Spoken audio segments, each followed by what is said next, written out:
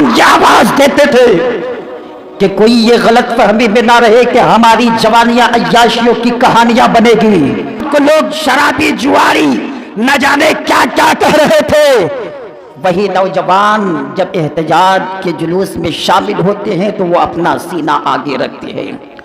یہ گنہگار ضرور ہے مگر غدار نہیں ہے. یا رسول اللہ، آپ کی محبت میں آج بھی اپنی جانوں کو قربان کرنے کے لیے تیار ہیں. شرپسند باطل طاقتیں روزانہ ہمارے خلاف سازشیں کر رہی ہے. کون کہتا ہے کہ یہ ہتھیار سے ڈرتے ہیں، اوزار سے ڈرتے ہیں؟ ایک فارمولہ پہ مسلمان عمل کر لے. بسم اللہ الرحمن الرحیم. آج حیرت ہوتی ہے، بہت افسوس ہوتا ہے پیارے، جب نوجوانوں کو ہم دیکھتے ہیں. بوڑھے تو معذور ہو چکے ہیں، اب ان کے اندر اتنی طاقت نہیں کہ وہ میدان میں آ کر کے کوئی بڑا کام کر سکے. جتنا کرنا تھا وہ کام کر گئے. ہمارے باپ دادا آبا و اجداد، ان کے اندر جتنی طاقت تھی، جتنی قوت تھی، جتنا پاور تھا وہ کام کر گئے. ان کے سامنے ہماری کوئی حیثیت نہیں ہے. جو 50-60 سال پہلے جو بزرگ کام کر گئے،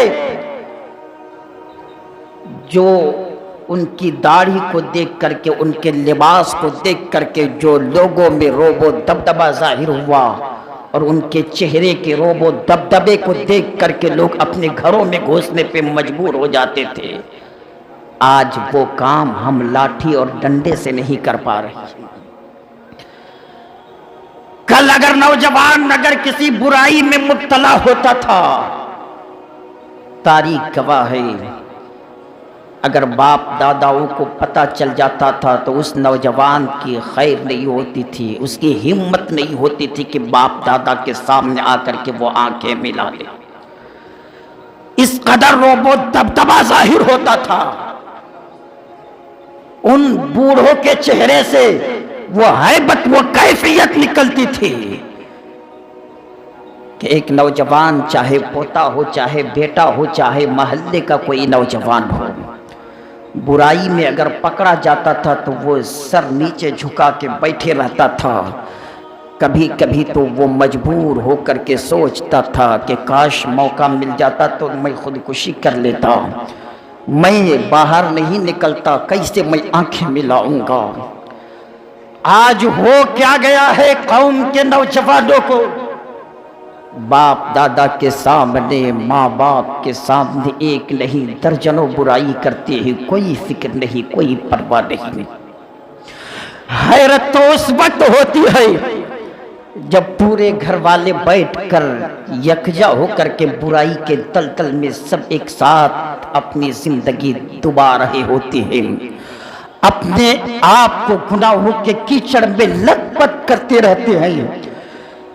کل اگر کوئی ہال میں جا کر کے پکچر دیکھ لیتا تھا اور محلے والوں کو پتہ چل جاتا تھا تو باہر نکلنے سے وہ انسان کتراتا تھا کہ مجھے محلے والے کیا کہیں گے. کل اگر شراب پیتے ہوئے کوئی پکڑا جاتا تھا، کسی کی ماں بہن بیٹی کو چھیڑتے ہوئے پکڑا جاتا تھا تو شرم کے مارے کئی دن تک وہ باہر نہیں نکلتا تھا. آج یہ تمام برائیاں اپنے گھروں میں لوگ اس منظر کو ٹی وی میں دیکھتے بھی ہیں، ماں بھی سامنے ہے، باپ بھی سامنے ہے، جوان بھائی بہن بھی سامنے ہے، کسی کو کوئی پرواہ نہیں، کوئی فکر نہیں.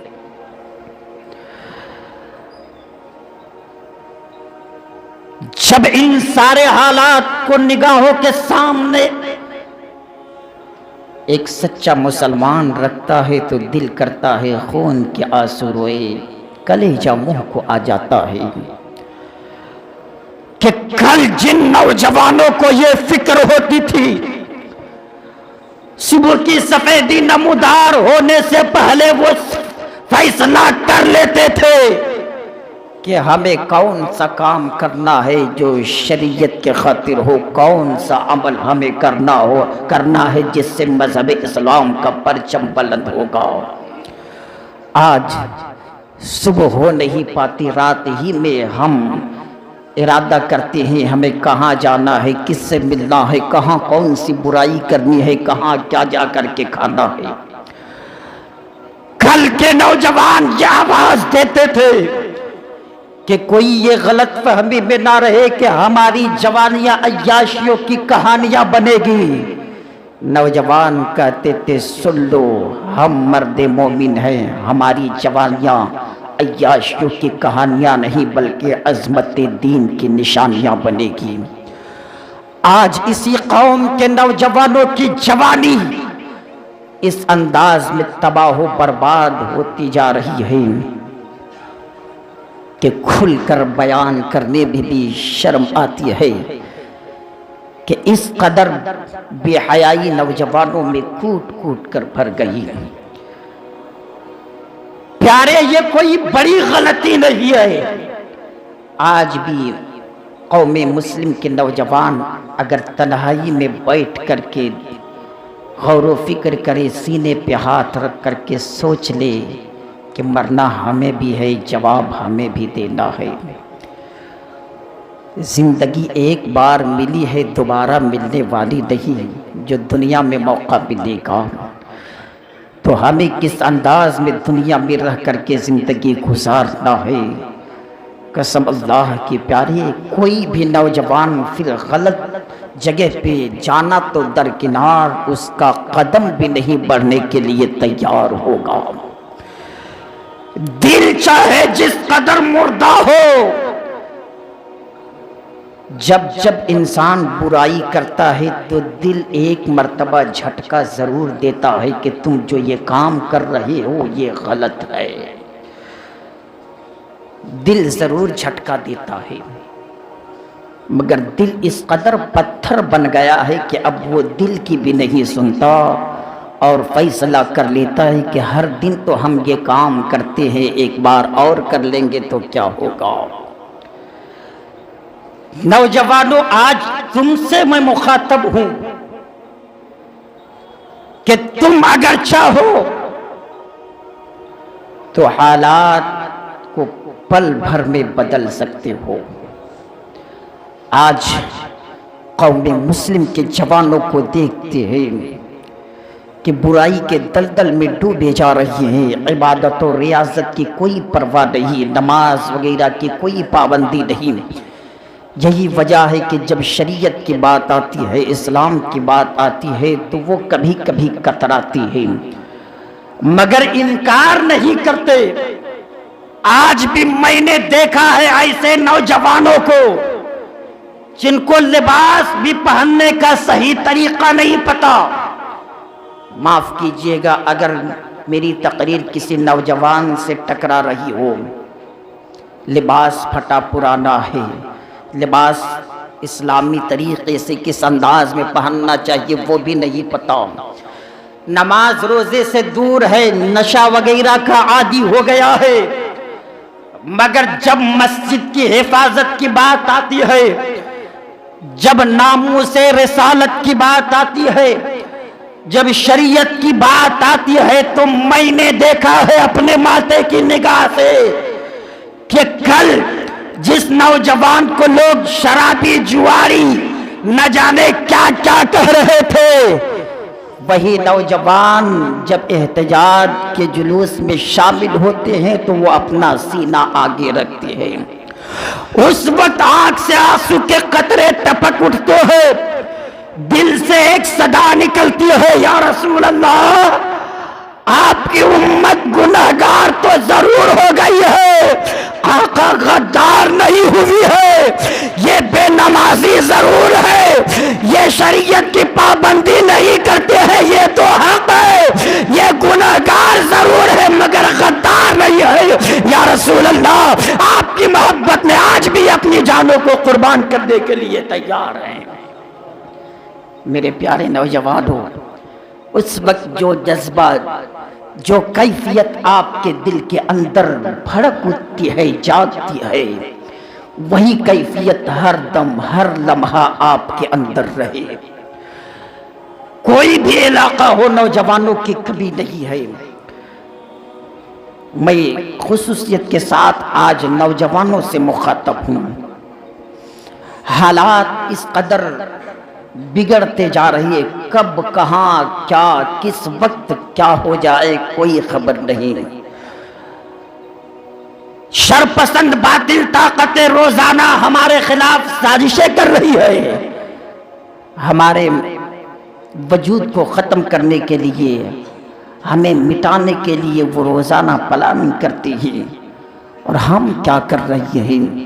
ہم اپنے وقت کی قدر و قیمت کو کھو بیٹھے ہیں، ہم اپنے وقت کو برباد کر رہے ہیں۔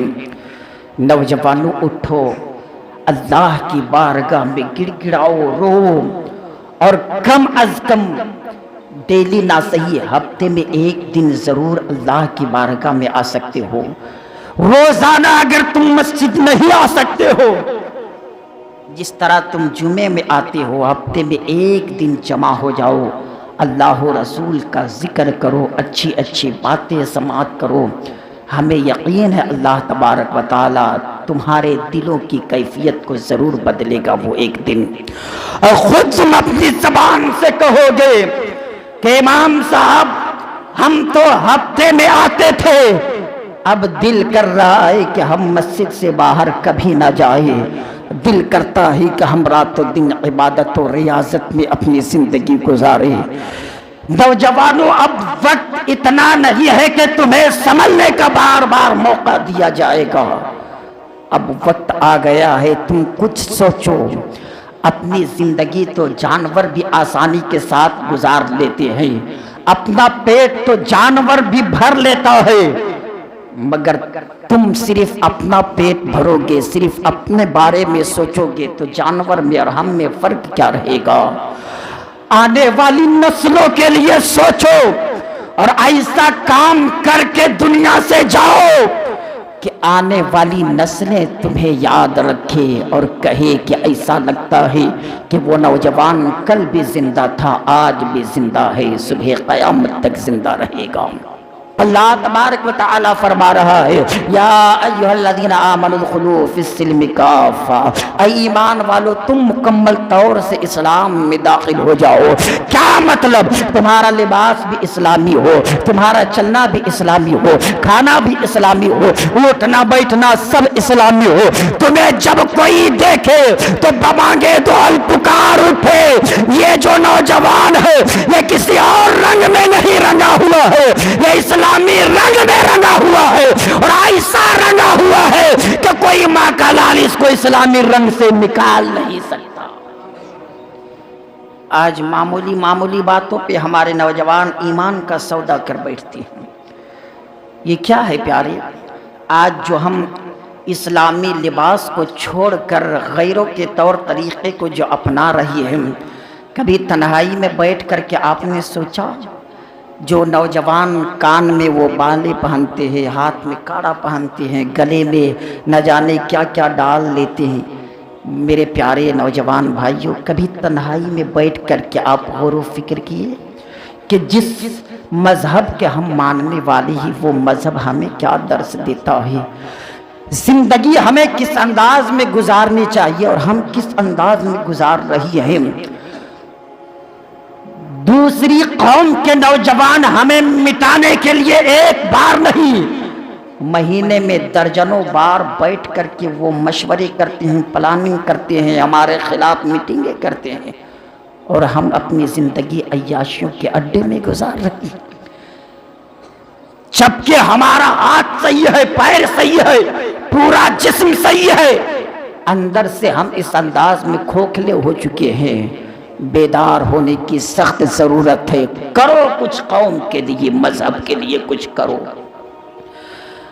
کل نوجوان اگر دیکھ لیتے تھے کہ جس معاشرے میں ہم رہتے ہیں وہ معاشرہ خطرے میں ہے، جس سوسائٹی میں ہم رہتے ہیں اس سوسائٹی پہ آنچ آ رہی ہے، جس مذہب کے ہم ماننے والے ہیں اس مذہب کا مذاق اڑایا جا رہا ہے، تو چند نوجوان اسلامی رنگ میں اس طرح رنگ کر کے باہر نکل آتے تھے کہ باطل طاقت عورتیں اپنے گھروں میں چوہے کی طرح گھسنے پہ مجبور ہو جاتی تھی. آج بھی ڈنکے کی چوٹ پہ کہتا ہوں یہ مسلمان خالی ہاتھ صرف اسلامی لباس میں ملبوس ہو کر کے اپنے چہرے پہ داڑھی سجا کر کے اسلامی رنگ میں رنگ کر کے صرف سڑکوں پہ آ جائے, باطل طاقتیں اپنے اپنے گھروں میں گھسنے پہ آج بھی مجبور ہوتے ہوئے نظر آئے. کون کہتا ہے کہ یہ ہتھیار سے ڈرتے ہیں, اوزار سے ڈرتے ہیں؟ ایک فارمولہ پہ مسلمان عمل کر لے, اسلامی لباس میں پورے مسلمان رنگ جائے, چہرے پہ داڑھی سجا لے, اسلامی رنگ میں رنگ کر باہر نکل آ جائے. 2 رکعت جمعے میں ادا کرنے کے لیے مسلمان نکلتے تو سڑکیں جام ہو جاتی ہیں, سڑکیں روٹ بدل دیا جاتا ہے, گاڑیاں ادھر سے نہیں جائے گی, ابھی نماز ہو رہی ادھر سے جاؤ. جب 5 وقت یہ اسلامی رنگ میں رنگ جائیں گے تو حکومت بدل جائے گی. جب تک ہماری حکومت رہی ہے, تاریخ کا امپورٹنٹ چیپٹر گواہ ہے, 800 سال تک ہم نے حکومت کیا, یوں ہی نہیں عیاشیوں میں ڈوب کر نہیں, تقوی پرہیزگاری میں مبتلا ہو کر کے اسلامی رنگ میں رنگ کر کے ہم نے حکومت کیا. آج بھی وہ دور آ سکتا ہے, شرط یہ ہے کہ ہم اسلامی رنگ میں رنگ جائیں مکمل طریقے سے. اللہ تبارک و تعالیٰ قرآن مجید میں ارشاد فرماتا ہے یا ایھا الذین آمنوا ادخلوا فی السلم کافہ, اے ایمان والو تم مکمل طور سے اسلام میں داخل ہو جاؤ. پھر باقی رب کے ذمہ میں ہے کہ وہ کس انداز میں ہمیں زندگی گزارنے کا موقع دے گا. اس کے حکم کی ہم تعمیل تو کر کے دیکھیں, پھر کس انداز میں زندگی گزارنے میں لطف ملتا ہے وہ الگ کیفیت ہوگی. وآخر دعوانا الحمدللہ رب العالمین.